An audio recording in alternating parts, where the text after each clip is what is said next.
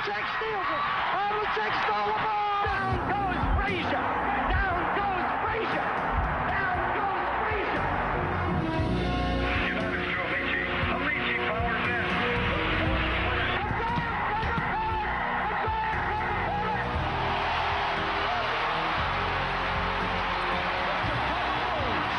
Won their 6th NBA championship. Gibson, swing. This is going to be a home run. Unbelievable. I don't believe what I just saw.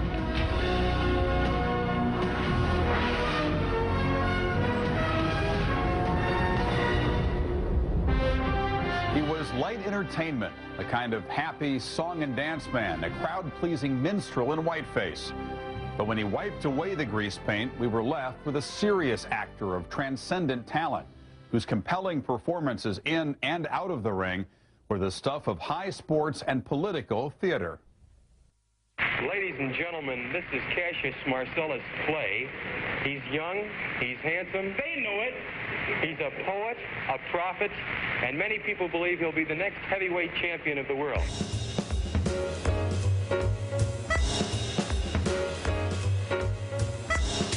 He was essentially seen as a trash-talking buffoon. Every picture that you saw of him, he had his mouth wide open and was looking all crazy and out of control. I'm handsome, I'm fast, I'm pretty, and can't possibly be beat.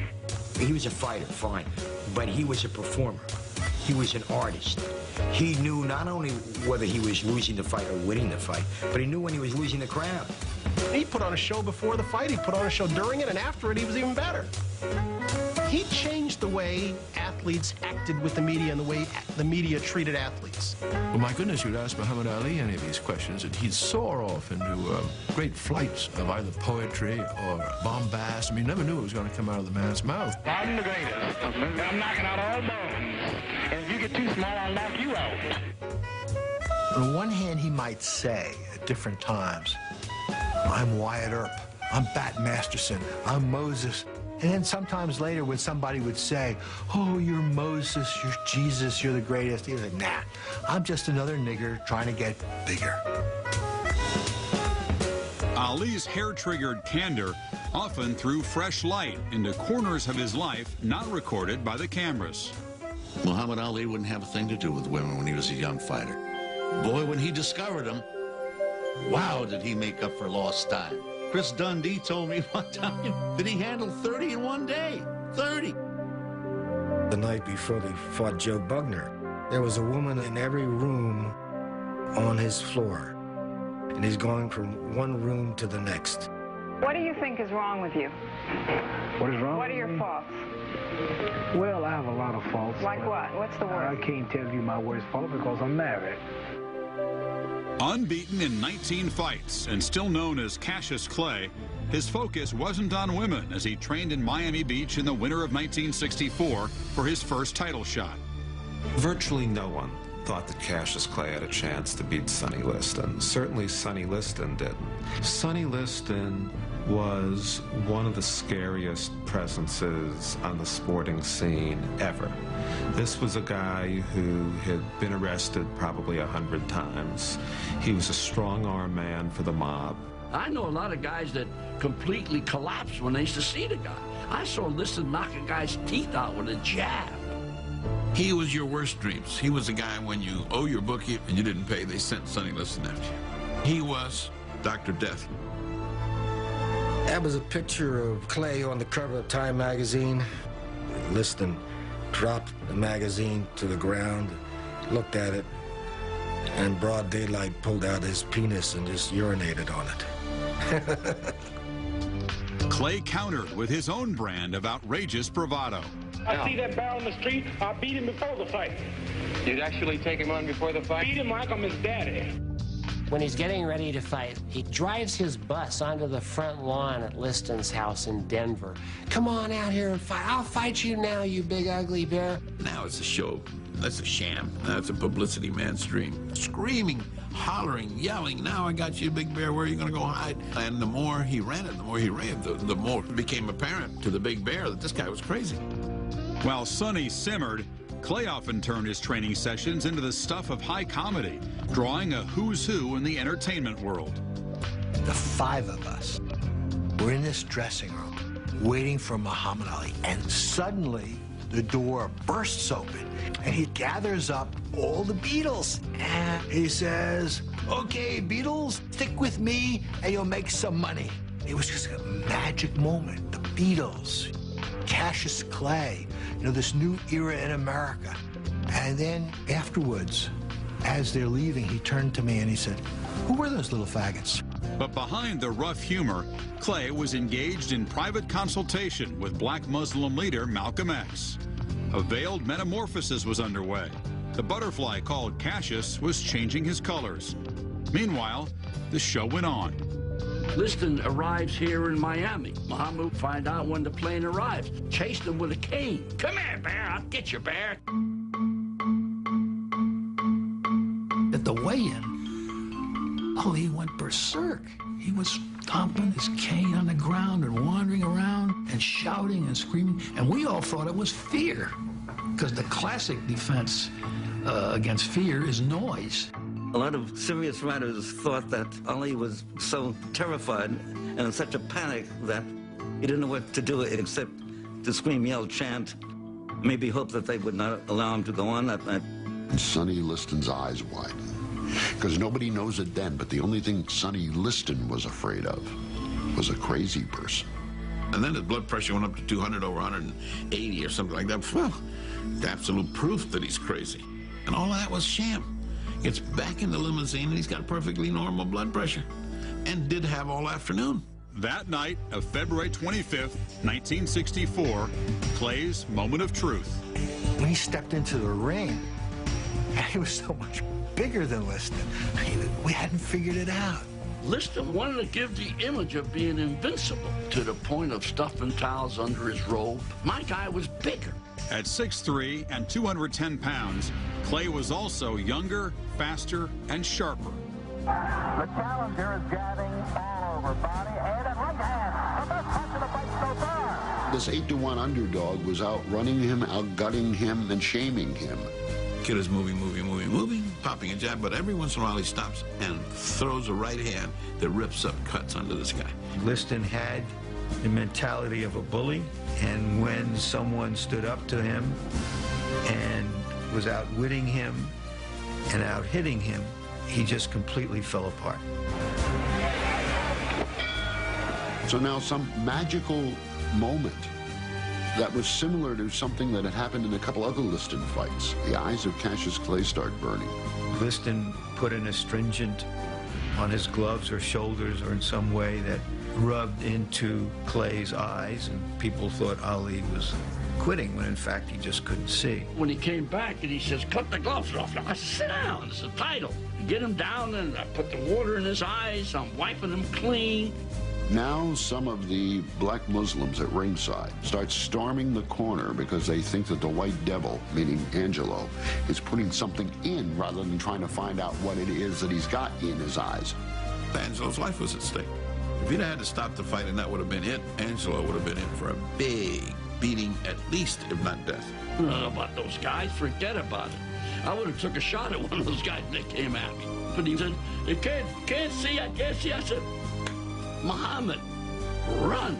They're yelling from Cassius Clay's corner. Something got in his right eye. He's blinking badly. I knew Muhammad had him when the guy couldn't do nothing with him. He's teeing off on him with his best shots. Halfway through the round, kid reacts, gone. Liston had no shot. Another one. Sonny Liston. When Liston didn't answer the bell for the 7th round, Clay, at 22, was king of the world. You don't give up the heavyweight championship of the world, the single most valuable prize in all of sports, because your shoulder hurts. He quit. I took up the world! I took up the world! I took up the world! I took up the world! The next morning, Clay split America in two, following Malcolm X by confirming his membership in the Nation of Islam. Malcolm X was a magnetic personality. Malcolm X had welcomed him in. He's an Orthodox Muslim who prays 5 times a day, who reads scripture, who reads the Quran, and it was the beginning of the confusion about him. Elijah Muhammad gave him the name of Muhammad Ali. He was probably one of the most hated men in America. He joined a cult that had been presented to most white Americans as racist, a hate group. These guys look very sinister with their bow ties and their grim faces and calling white people devils. Well, this just seemed nuts to people. I mean, this just seemed absolutely crazy. All of a sudden, the heavyweight champion of the world is preaching what most people think of as a doctrine of hate. Muhammad Ali actually said that any black man involved with any white woman should be killed. And somebody said to him, well, that sounds like the lynchings in the South. He said, right. People were repelled, shocked. He went from being that witty, great, likable young guy, Cassius Clay, to being something that they simply couldn't cope with. But then there was the split between Elijah Muhammad and Malcolm X. Now Muhammad Ali had to choose between the two, and he chose the leader of the sect. In a way, he had no real choice. Malcolm X was the outcast. Ali was, I think, scared, too. He's a very young guy. He's 23 years old. Does this split disturb you that has been reported? No, what Malcolm X does is his business. He's one man. Your leader is Elijah Muhammad. Yes, sir. You could say that he betrayed Malcolm X, put all his faith and marbles in Elijah Muhammad. Ali was no fool. Ali knew very well that the nation had ways of dealing with its enemies. Malcolm X had crossed the line. He had gotten into a dispute with Elijah Muhammad. You don't do that. Malcolm X was under death threats. Malcolm X was killed by the Nation of Islam. This was serious business. Hardened by the reception much of America gave to his new name and religion, Ali proceeded to establish his new identity in the ring, where infidels were publicly punished. He did it with Floyd Patterson and Ernie Terrell, both of whom refused to call him Muhammad Ali.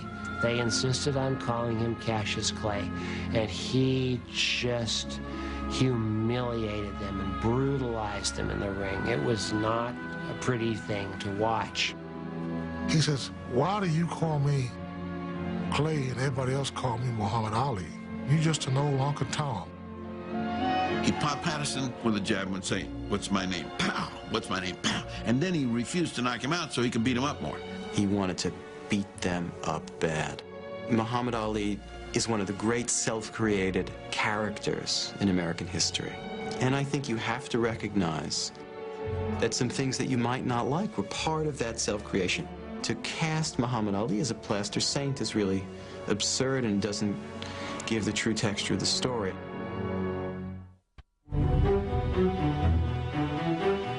The Louisville of Ali's youth was Jim Crow South. It was a place where blacks had their own parks, parts of movie theaters, shops, schools. Life was divided utterly, and African Americans were eliminated from whole realms of life. This was his bruise, his hurt, that informed so much of what came after.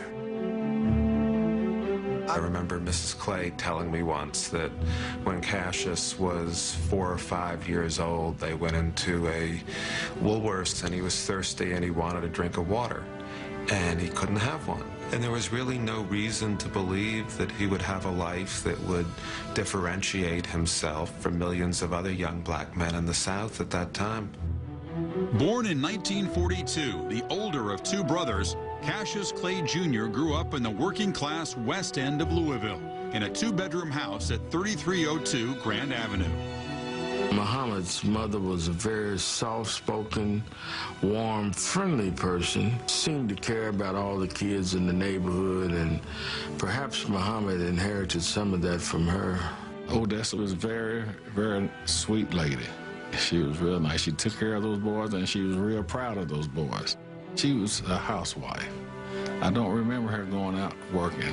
Her husband, Cassius Sr., he was a sign painter, and he'd go around to different churches and paint signs. When he wasn't painting signs, Cassius Clay Sr. often cruised Louisville's black saloons with an eye out for diversion. Muhammad Ali's dad was this chesty, outgoing, alcoholic, spent most of his married life chasing women. He was a drunk, and he was a mean drunk. He was arrested a lot of times for disorderly assault.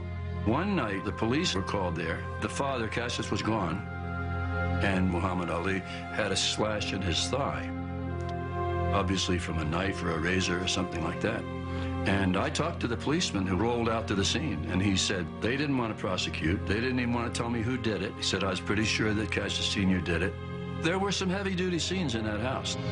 Part of what lay beneath his father's erratic behavior was an anger as old as slavery. The interesting thing about his name, Cassius Clay, is that it comes from a slave owner, but a slave owner who freed the slaves on his plantation and became an abolitionist politician. So in fact, the family had great pride in this name. Despite the historical honor of the family name, Clay suffered scholastically, finishing high school 376th out of 391 students.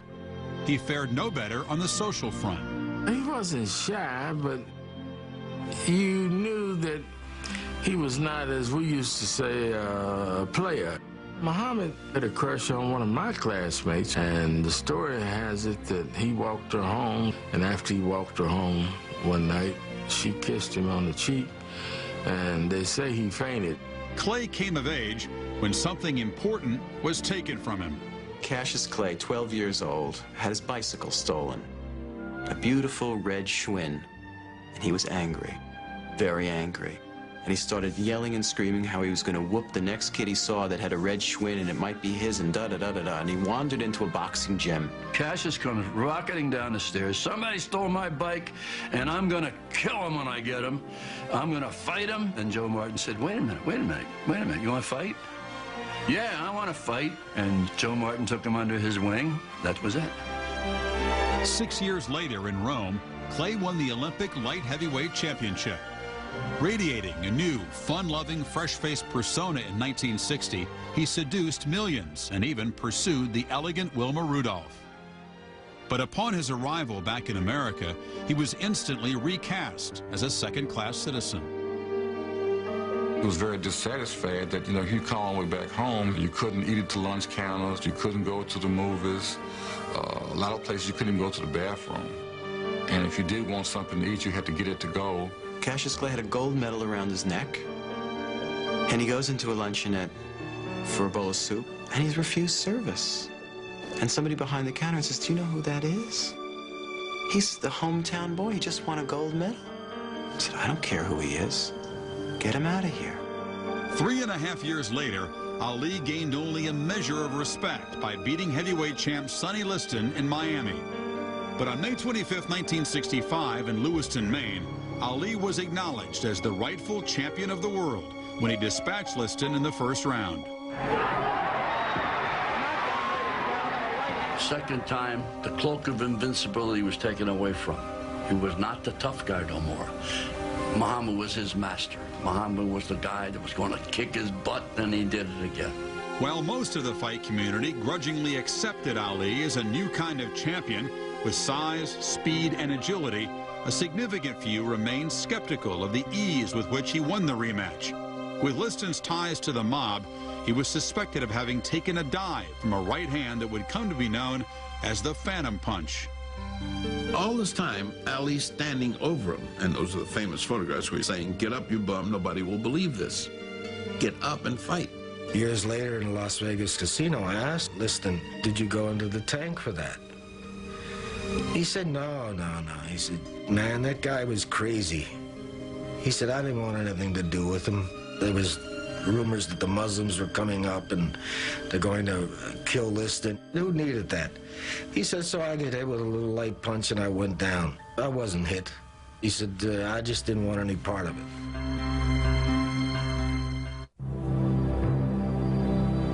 When we return, Ali faces his two toughest opponents, the U.S. government and Joe Frazier. It's probably the greatest risk that he ever took because, the United States don't play with you when you start dealing with things about your country. Joe Frazier became the heavyweight champion of the world. But the heavyweight champion of the world, the real guy, was in confinement for about 3 years. Now, these guys have to prove who the real champ is.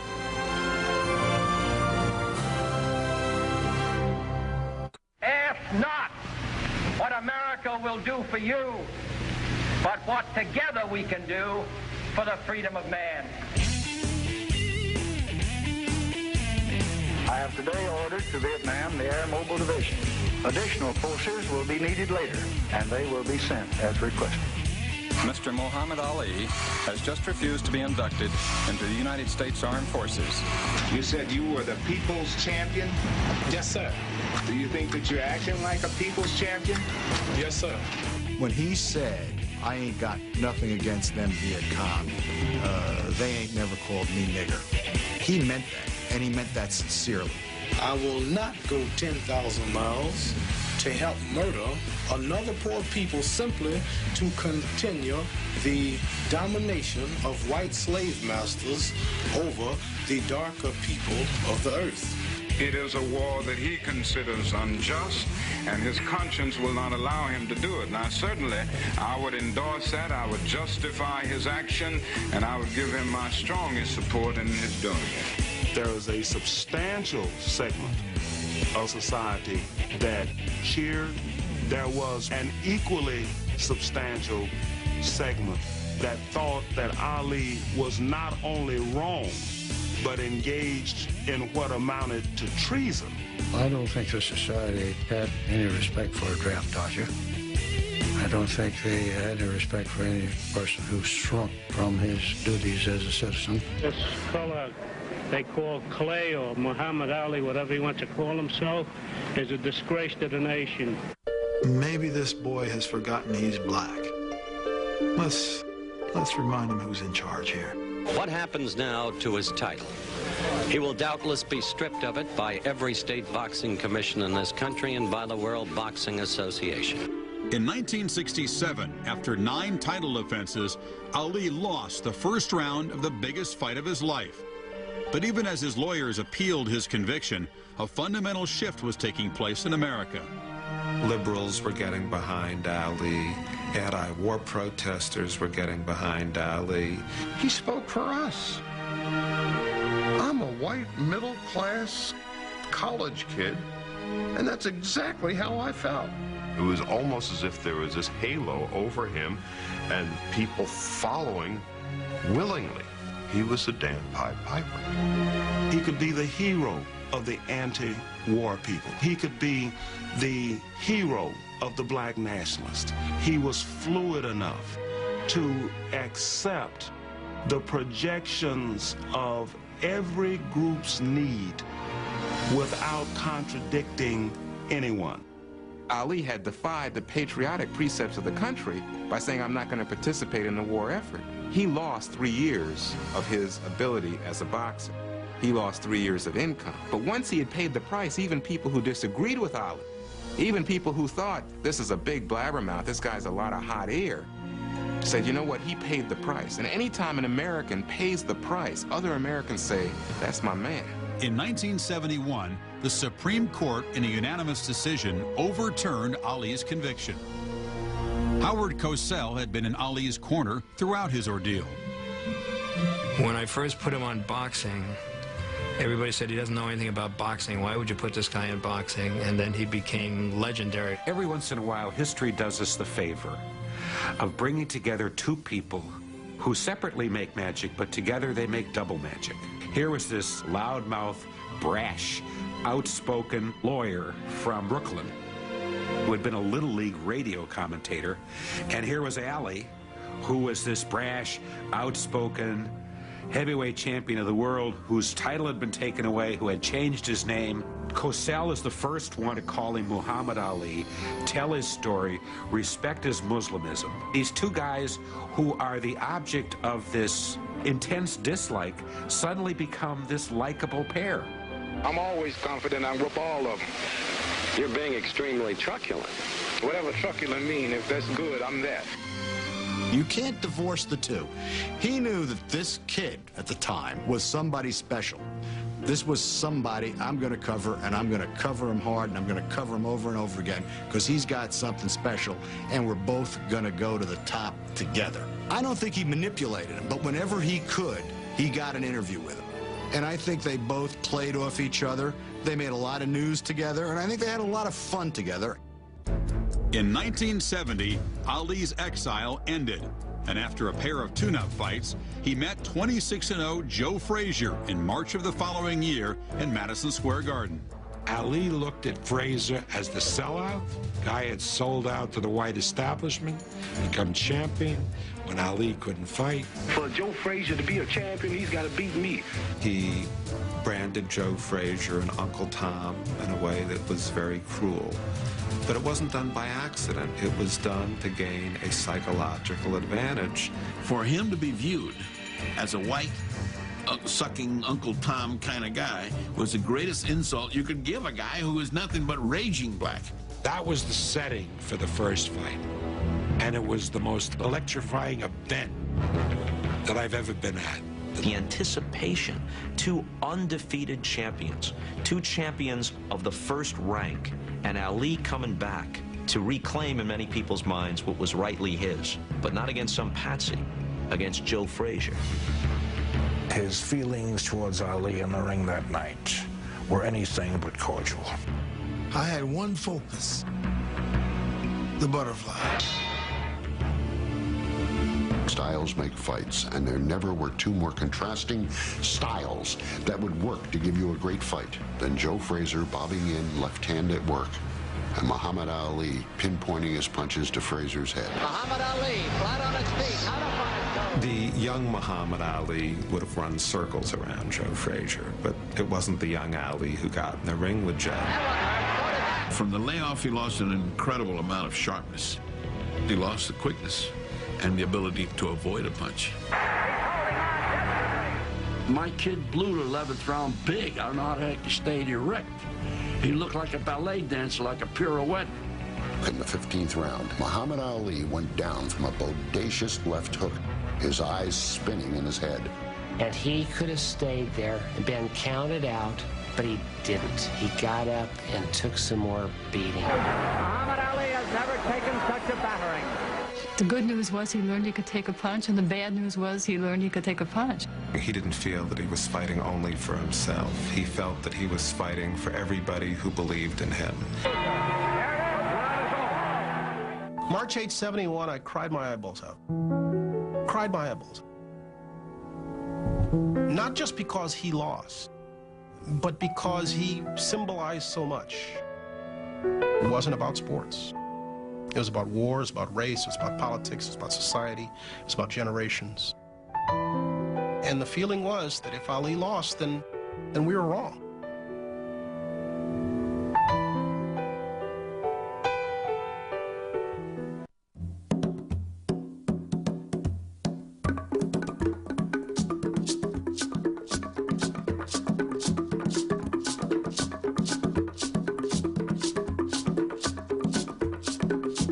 When Muhammad Ali fought George Foreman, it was the first Liston fight all over again. George Foreman had knocked out Joe Frazier. I've seen people knocked down, but to this day, I've never seen anybody knocked up and then down, like a basketball. And this is Joe Frazier. Frazier's knees buckled. He is down. He is down for the fourth time in the fight. Ali looked like he was a fading champion who didn't have the speed anymore, who took a lot of punches, and who was about to get knocked out. My biggest worry is where were we going to take him when he got hurt? Although he had defeated Joe Frazier in their rematch 9 months earlier, Ali was no longer as sharp as he had been.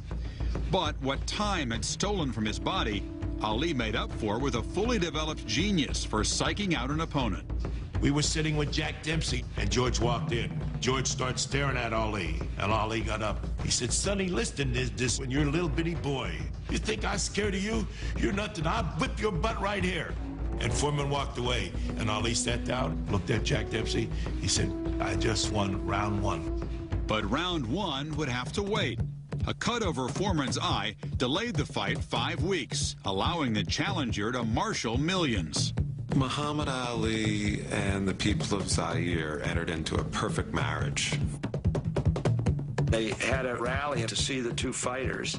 Ali got out on the running track and started calling to people, and he had found out how to say kill him in their language, which was Boumaier.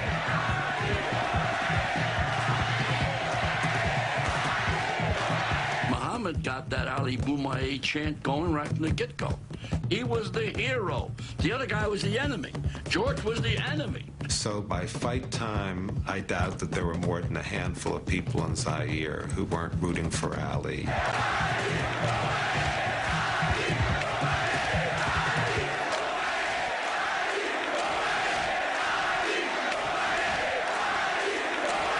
First round, Ali goes out, he goes up on his toe, bang, hits him with that first shot. Now, what does Foreman do? With the gloves, cuts the ring off. Ali goes back on the ropes. The whole time we were there, all we did was had sparring partners pressing him to the rope so he could spin this way, spin that way. The whole thing was whatever you do, don't stand still. Don't let this guy stand in front of you. He hits George. Then he goes back on the ropes. The rope-a-dope. The rope-a-dope. Come on, George. You ain't nothing. Show me something. George is throwing punches. Bang, bang, bang. Everybody be saying, get on the ropes, Ali. Get on the ropes, man. Float like a butterfly. Sting like a bee. We're screaming at him in the corner. And he said, shut up. I know what I'm doing. This guy's not hurting me. It was a huge, brilliant gamble. But one that could have backfired on him very easily. I mean, it was just staying on the ropes, being hit. I did hurt this guy a lot. I hurt him more than a lot. But I've never faced anyone with that kind of bravery before. George Foreman got exhausted. He missed a lot of shots, and he was catching arms and everything else. So that's what emptied George Foreman's tank, missing them. I hit him hard in the side. I mean, I got a good shot. And he said, is that all you got, George? And I remember thinking, yep, that's about it. And he worked over the shoulder.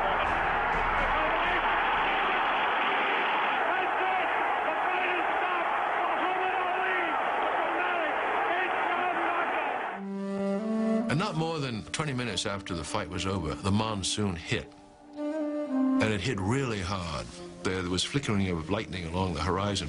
We all went back in this entourage of cars to the hotels in Kinshasa. And all along the road were the Africans standing in the rain, leaping up and down and shouting, "Allez, Boumaier, Boumaier," thousands and thousands and thousands. People started coming out, lining the roads just for a look at the Ali motorcade in the hope that maybe he would bless their children.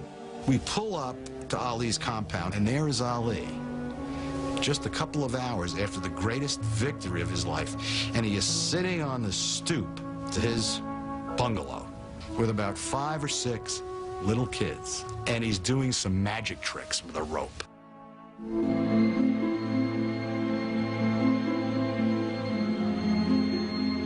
Less than a year later, Ali arrived in the Philippines to defend his title and settle an old score with his nemesis, Joe Frazier.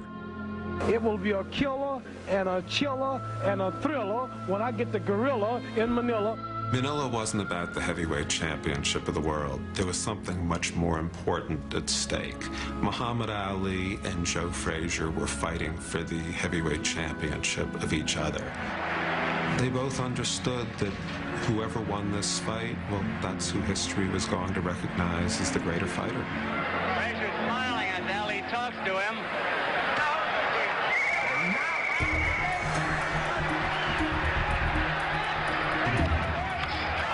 Really, it was a fight in 3 parts.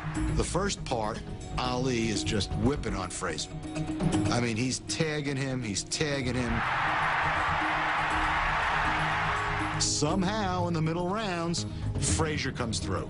Frazier starts wailing, he cuts off the ring, he gets him on the ropes. He was killing Ali. Ali tried to regain the psychological edge by looking at him and saying, "Joe Frazier, they told me you were washed up." And Frazier said, "They told you wrong, pretty boy." Closest to life and death I've ever seen. Two equally matched fighters at the top of their form with an intense competitive edge on each other, if not dislike, actual hatred, if you will. It didn't seem that you could survive that. By the 12th round, Ali had regained his edge over Frazier. It was only a question of whether he could last. It looked like Ali was going to have to quit in the corner. because he was getting so beat up. He said, "I feel like I'm dying. This must be what death feels like." Frazier could not see, and Ali knew what he had to do to win, and he could keep wailing away at will with that jab in his eyes.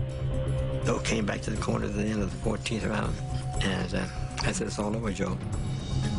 He said, "You can't see," and I know it. I said, "I can visualize it. Don't worry about it." He said, "No." So I said, "Okay." Shut it down. I think it's going to be over. It's all over.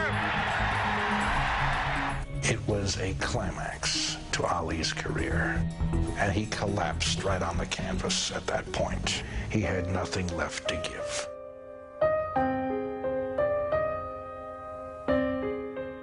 After that fight, I was up in his suite. The blood-red sun was dropping over Manila Bay. He took my hand and moved it across his forehead, and there was just a ridge of bumps. Terrible bumps, and he just said, "Why I do this?"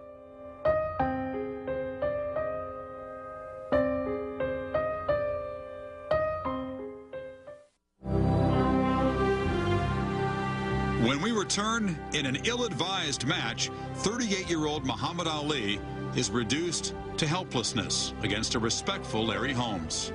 I told the referee at the time, Richard Green, I said, "Look, why don't you start the fight? I mean, he can't take you. See, he's helpless. What do you want to do, kill him?"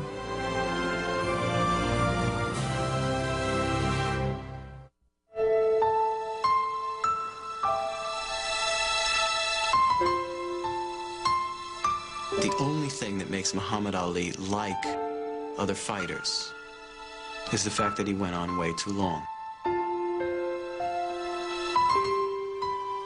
The people who really cared for him pleaded with him to quit after Manila, and instead he fought 5 more years. It was hubris, I guess, and he just couldn't push himself out of the limelight.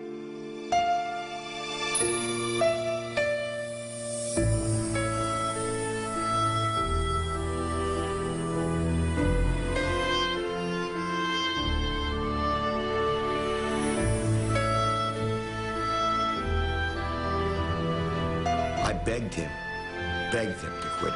He said to me, "I want to show you something," and he took his shirt off. It was absolutely mind-boggling. He looked exactly the way he looked when he fought Sonny Liston the first time. And I said, "That doesn't prove anything, Muhammad." And he said, "Well, I fooled you then, and I'm going to fool you tomorrow." And I wish he had. This is the guy who beat Frazier. This is the guy who beat Foreman. He's going to do it again. This is incredible. And then they rang the bell. And within a round, you knew it wasn't Ali. Ali has said he doesn't want to go out the way Joe Louis did and others have. But you wonder, is Ali just fighting physiological laws that can't be overcome? 2 or 3 days before the fight, after Ali had day after day been talking to the press and giving the media his entertaining diatribes, things changed. He was up there one day talking, and the press had already had its fill of it. And pretty soon as he's talking, there's a little buzz in the room. Then a little bit more time would go by, and there was more buzz. And pretty soon nobody was listening to Ali. That was almost as sad as the actual fight when Ali lost so badly and ended the fight almost cowering in fear. His hands are no longer busy, his feet no longer swift. And Ali is learning that even he cannot be forever young. To watch him just get beaten up without putting up a fight. It's just standing in a corner, just being beaten to a pulp.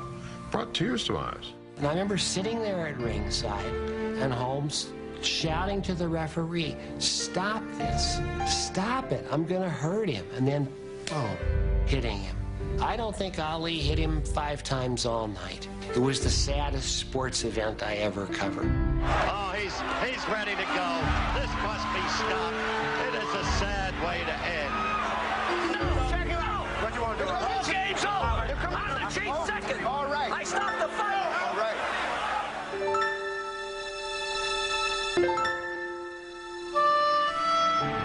In 1984, Muhammad Ali was diagnosed with Parkinson's disease. At 42, the greatest faced a future of diminishing physical ability. But over the decades, he soldiered on, displaying a level of grace and simple humanity that all the words and rhymes could not surpass. If you had told somebody in 1968 that in 1996 Muhammad Ali would be the most beloved individual on earth, and the mere sight of him holding an Olympic torch would bring people to tears, you'd won a lot of bets. You'd won a lot of bets.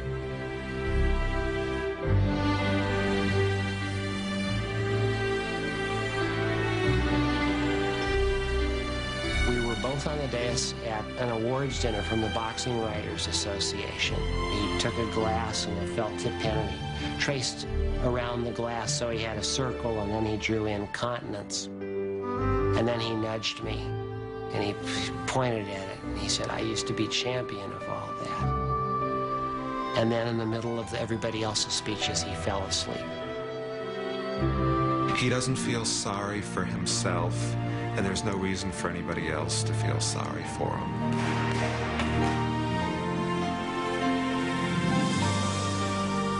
He lives a very satisfied life. He does exactly what he wants to do when he wants to do it. God has blessed him many times over and continues to bless him. So there's nothing for him not to be happy about.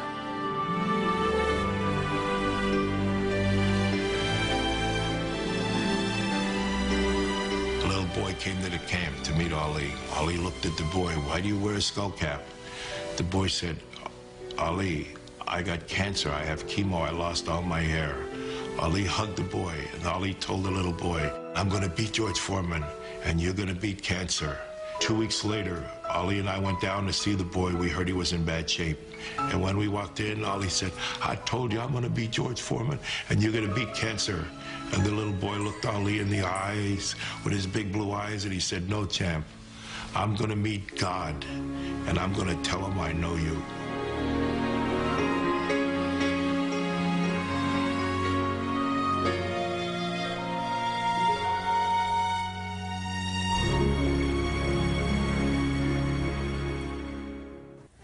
After the Holmes fight, Muhammad Ali lost to Trevor Berbick and retired with a 56-5 record.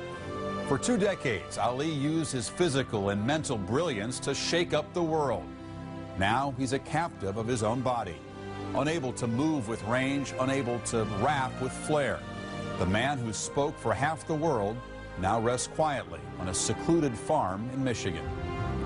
For ESPN Classics Sports Century, I'm Chris Fowler.